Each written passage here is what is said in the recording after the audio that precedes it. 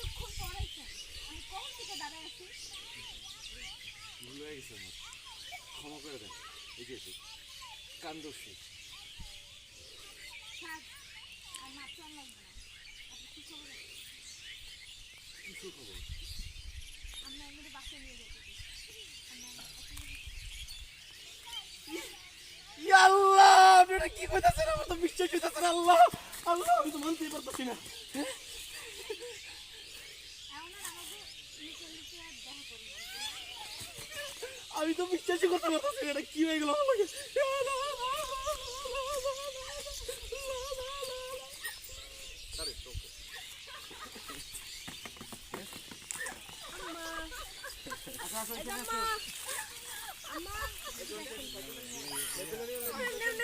কি করবে